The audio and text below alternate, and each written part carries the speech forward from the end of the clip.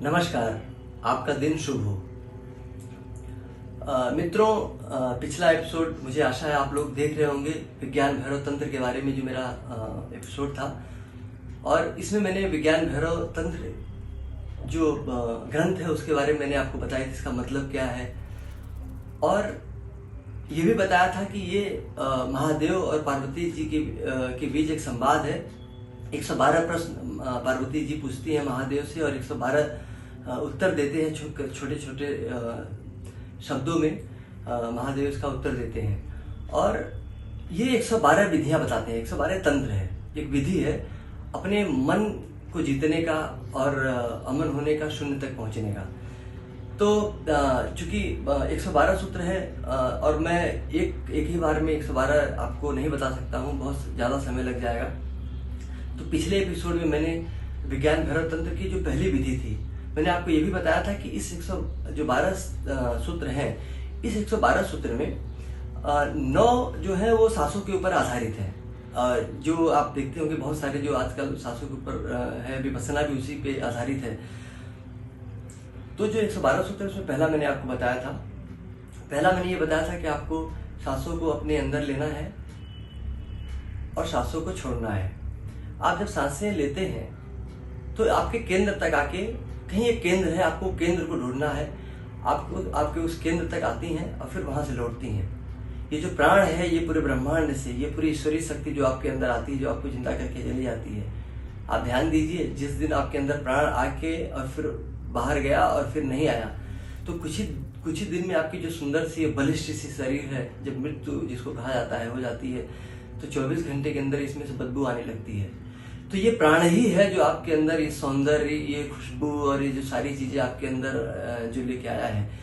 बाकी तो प्राण के अलावा कुछ है नहीं। बाकी तो ये पंच तत्वों से बनी एक शरीर है जो पंच तत्वों में मिल जाती है, और लेकिन ये प्राण ही है जो आपका अस्तित्व है। तो पहली विधि तो मैंने आपको बताई थी कि सांसों को सांसें अंदर आपने लिया और जहां पे सांसें रुक रही हैं उसके बीच में आपको ठहरना है। तो आती है सांसें, जाती है सांसें, इसके बीच में ठहरना, वहीं पे अमृत की प्राप्ति हो जाती है। ऐसा महादेव ने माँ पार्वती को बताया था।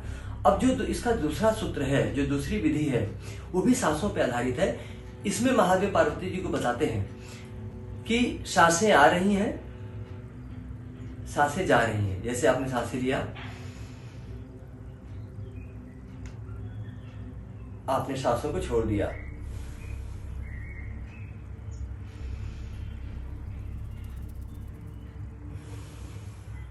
अब देखिए आपने सांसों को लिया, अब एक जगह जाके सांसें लौट रही हैं। तो जहां से वो लौट रही हैं, आपने जहां सांसें लिया और जहां आके वो रिटर्न हो रही हैं, लौट रही हैं, आपको उस बिंदु पे ध्यान लगाना है जहां से वो लौट रही हैं। लौटते हुए आपको देखना है, जैसे ये जो सांसें आपकी हैं वो किसी लकीर की तरह समतल नहीं चल रही हैं। ऐसा आपको लगता है कि सांसें आई और चली गई, नहीं, एक वर्तुल बना के चल रहा है, ऐसे घूम रहा है, वो ऐसे घूम रहा है, ऐसे घूम रहा है। और वो आपका जो पूरे ब्रह्मांड की जो प्राण शक्ति है, ईश्वरीय शक्ति है, वो आपके अंदर पूरा अंदर आता है, आपके अंदर आ रहा है, जा रहा है, आ रहा है, जा रहा है। लेकिन आपके जिस केंद्र पे वो आ रहा है और जहां से एग्जैक्टली वो लौट रहा है, आसान नहीं है। क्योंकि मैंने पिछले एपिसोड में बताया था कि इतना आसान होता तो हर कोई पा जाता था, जन्मों जन्मों लग जाते हैं। सुना है भगवान बुद्ध को ज्ञान प्राप्ति में 8 जन्म लग गए थे। 8वें जन्म में उनको निर्वाण और बुद्ध तत्व की प्राप्ति हुई थी। तो इतना आसान नहीं है, कई जन्मों की साधना के बाद आपको मिलता है। लेकिन अगर आप चरणबद्ध ढंग से इसको करते जाएंगे तो शायद इसी जन्म में, शायद अगले जन्म में, शायद कुछ सालों में, कुछ महीनों में आपको अपने शून्य को आप पा सकते हैं, अपने केंद्र को पा सकते हैं। जिसे शंकराचार्य ने कहा था कि हम ब्रह्मास्मि, मैं ब्रह्म हूँ, अहम आत्मम ब्रह्मम। ये जो उपनिषद कहता है कि आत्मा ही ब्रह्म है, तो इसका मतलब ही यही हुआ कि आत्मा ही ब्रह्म है। शिव भी यही बोलते हैं कि आत्मा ही ब्रह्म है।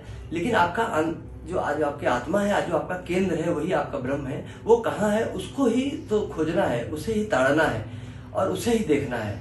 तो ये जो 112 विधियां हैं, उन्हीं को पाने की विधियां हैं, जो 112 तरीके से माँ पार्वती पूछती हैं और 112 तरीके से महादेव उसका उत्तर देते चले जाते हैं। तो जो दूसरी विधि मैं आपको बता रहा हूँ, आपको सांसों को लेना है। आप धीरे धीरे सांसों को लीजिए आप देखेंगे कि आप धीरे धीरे सांसें, पहले तो सांसों को साध लीजिए। अगर आपने मेरा विपस्सना एपिसोड नहीं देखा है तो फिर से आप वो देखिए, या तो कहीं भी विपस्सना आप सीख लीजिए। मेरा एपिसोड नहीं, विपस्सना की विधि है वो भी सांसों पे आधारित है। आप सांसों पे ध्यान लगाने की विधि है। भगवान बुद्ध ने थोड़ा आसान कर दिया था, क्योंकि जैसे आप पहले तो सांसों पे ध्यान नहीं लगता है। आप जब सांसों पे ध्यान लेंगे देखेंगे आपका मन कहीं भटक जाएगा, कहीं दुकान पे चला जाएगा, अपने ऑफिस पे चला जाएगा, बच्चों के ऊपर चला जाएगा, पिता के ऊपर, पुत्र के ऊपर, समाज के ऊपर, दोस्तों के ऊपर, कई जगह पे मन चला जाता है। मन रुकना नहीं जानता। और ये जो सांसों पे ध्यान लगाने की जो विधि है, ये मन को ही रोकना है। जब तक अच्छा मन को रोकेंगे तो रुकेगा नहीं, लेकिन कुछ अलग करेंगे तो शायद मन रुक जाएगा। मन के ऊपर ध्यान नहीं देना है। तो सांसों के ऊपर भगवान बुद्ध ने बताया था कि आप सब सांसें लेते हैं और सांसों के ऊपर ध्यान लगाने लगते हैं तो धीरे धीरे आपका जो पूरा मन है वो निर्मूल हो जाता है और कहीं समाहित हो जाता है, और फिर मन मर जाता है और आपकी सांसें ही रहती है, आपका प्राण ही रह जाता है। तो वो थोड़ा साधारण है, सब लोग कर सकते हैं, लेकिन ये थोड़ा क्लिष्ट है, क्योंकि आपने सांसों को लिया, लेकिन आपको ये देखना है कि सांसें लौट कहाँ से रही हैं, और आपने सांसें अंदर आई जहां से रिटर्न हो रही हैं उस बिंदु को देखना है। अब सांसें बाहर आई, आप देखिए, फिर बाहर आने के बाद एक बिंदु बनता है जहां से सांसें वापस आ रही हैं। आपने सांस लिया,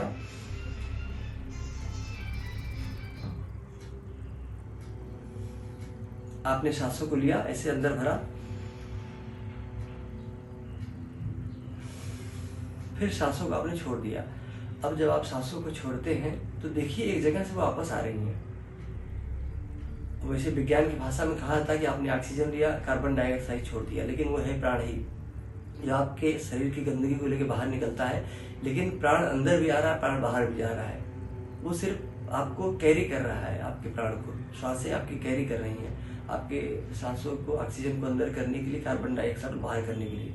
लेकिन जब प्राणों को आप बात करें तो प्राण जब बाहर निकल रहे हैं तो कहीं से वापस लौट रहे हैं। तो आपको दो बिंदुओं पे देखना है। पहले तो अंदर के बिंदु पे आप देखें, सांसें आई और लौट रही हैं। जैसे आप देखिए, जैसे आप गाड़ी चलाते हैं, जैसे आप कार चला रहे हैं, जिन लोगों ने भी कार चलाया होगा या कोई 4 व्हीलर चलाया होगा, तो आप देखेंगे कि जैसे एक न्यूट्रल एक पॉइंट होता है।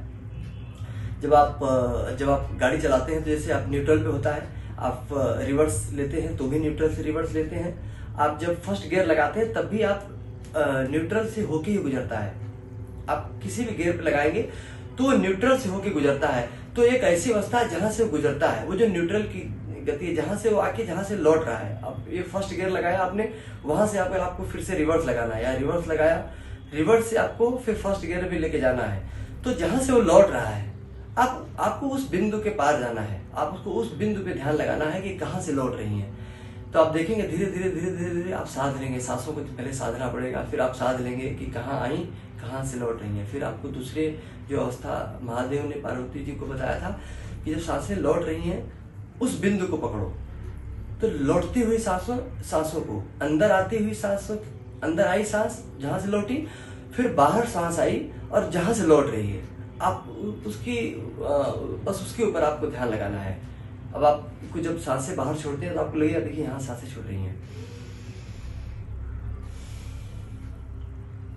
अब सांसें बाहर निकली हैं, लेकिन जब आपको, हालांकि बाहर के बारे में आपको पता नहीं चलेगा, जब सांस लेंगे तो आपके नासा छिद्रों के, नासपुटों के जो केंद्र है वहीं से आपको वापस आती हुई जाएंगे, आपको वो आभास हो सकता है। तो आप तो जहाँ आई वहां से जो रिटर्न हो रही है, और जहाँ ये बाहर निकल के जहाँ से अंदर आ रही है, उसके ऊपर आपको ध्यान लगाना है। आप देखेंगे कुछ ही दिन में आपके ध्यान फलित होने लगेंगे, और ऐसा एकदम से नहीं होगा, धीरे धीरे होने लगेगा। और मैं आपको वादा करता हूँ कि जब आप ये करने लगते हैं तो आपके व्यक्तित्व में बहुत सारा परिवर्तन आने लगता है। आपको जो हर बात पे आप चिड़चिड़ करते हैं, आपको क्रोध आता है, और आप देखेंगे आप तरह तरह के लोगों की बुराइयां, सबके अंदर बुराइयां देखते हैं, सबके अंदर बुराई दिखती है, अपने अलावा सबके अंदर बुराई लगती है। लेकिन जब आप ये ध्यान करने लगेंगे तो आपको समझ जाएंगे कि जीवन का लक्ष्य क्या है। जीवन का लक्ष्य तो यही था, अपने आप को पाना। हम तो भटक गए संसार में और दूसरे को के देखने में, ताक झांकने लगे, लेकिन उससे कुछ मिलने वाला नहीं है। एक दिन जन्म आपका पूरी उम्र खत्म हो जाएगी, एक दिन मृत्यु आके खड़ी हो जाएगी, और फिर आपको लगेगा कि जीवन में कुछ पाया ही नहीं। धन इकट्ठा कर लिया, पुत्र इकट्ठा कर लिया, सब कुछ बनाया, मान सम्मान, लेकिन फिर जब जाने के वक्त ऐसा लगता है, लोग कहते हैं कि लगता है कि सब कुछ व्यर्थ चला गया। जब तक खुद को पाया नहीं, संसार में कुछ भी पाया नहीं। तो ये जो 112 सूत्र है महादेव के, इसमें से अगर किसी भी सूत्र को आपने सांस लिया तो आपका जीवन भी अच्छा हो जाएगा।